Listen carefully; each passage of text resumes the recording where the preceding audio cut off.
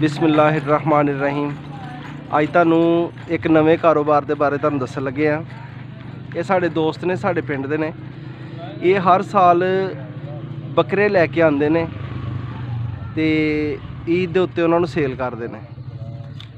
तो असी अपने भरावां नू मशवरा देन लगे जिहड़े काम करना चाहन तो उन्हां लई बहुत अच्छा जिहड़ा ना आइडिया है कि हर साल वो चार पंज बकरे जिहड़ा ना अपने कोल अच्छे नस्ली लैके आते हैं।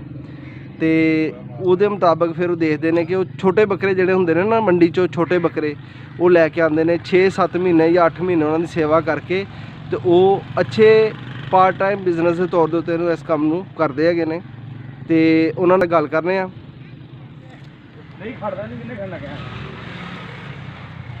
जी। ये बकरे दे मालक है ने। अस्सलाम वालेकुम जी। वालेकुम सलाम जी। मोहम्मद तकीब साहब जी सर। तकीब साहब किन्ने अरसे तो कारोबार करते पे हो तुसीं? ये तो जी ਵੱਡਿਆਂ ਤੋਂ शुरू होया था जी। वाल साहब ने बहुत शौक सी। अच्छा। तो मैं देखना तुसीं हर साल जिहड़ा ना तकरीबन 4-5 बकरे या 6 बकरे तुसीं लैके आंदे हो। हाँ जी। तो ये पार्ट टाइम काम है तुहाडा? हाँ जी पार्ट टाइम का। तो माशाअल्लाह उस नाल मुलाजमत करदे हो तुसीं? जी बिल्कुल जी। देख लो जी माशाअल्लाह इन्होंने घर की छत उत्ते रखे ने बकरे तो और उत्थे बिजनेस करते हैं। उन्होंने अच्छी देखभाल करके तो उन्होंने सेल करते हैं। अच्छा इन्हों की कितना चिर सेवा करते हो तुसीं? इन्हों की सेवा जी 4 महीने 5 महीने। अच्छा जबरदस्त जी। तो ये माल कित्थों लैके आंदे तुसीं? ये पिंडां थावां चों फिरदे भी लभ जांदा जी, मंडियां चों भी लभ जांदा। अच्छा मतलब जिथों वारे च लभ जावे। हाँ जी बिल्कुल बिल्कुल सही होना चाहिए। हाँ हाँ वो मंडी दे विच होए या किसी दे किले ते बज्झे दा होए। बिल्कुल सही हो गया जबरदस्त। तो खास तौर पर साढ़े पंजाब के अंदर जिहड़े लोग काम करते हैं तो वो जिमींदारे भी समझते हैं थोड़ा बहुत, लेकिन है कि सोचते हैं कि साढ़े कोल पैसे नहीं है जी, काम नहीं है इस तरह की।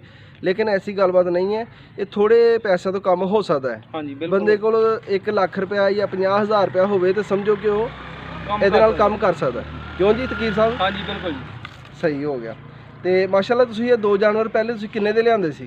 ਇਹ ਲਿਆਂਦੇ ਸੀ ਜੀ 47 ਦੇ। 47,000 रुपये ਦੇ 2 जानवर लैके आए सन। तो माशाल्लाह तुसीं की समझते हो कि ईद के नज़दीक इन्हां नूं तुसीं तकरीबन किन्ने क दा जिहड़ा ना सेल कर दिओगे? ਇਹ ਇੱਕ 20 ਦੇ ਇੱਕ 30 ਦੇ ਤੇ ਜਾਣਗੇ ਜੀ।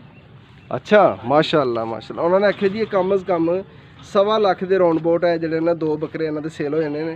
47,000 रुपये दे लैके आए सन। तो किन्नी देर तकरीबन हो गई लिआंदिआं? हो गया जी 1.5 महीना। 1.5 महीना हो गया इन्होंने लिआंदिआं। तो यह वड्डी ईद के नज़दीक इन्होंने इन्हों सेल कर देना तो जॉब भी करते पे ने।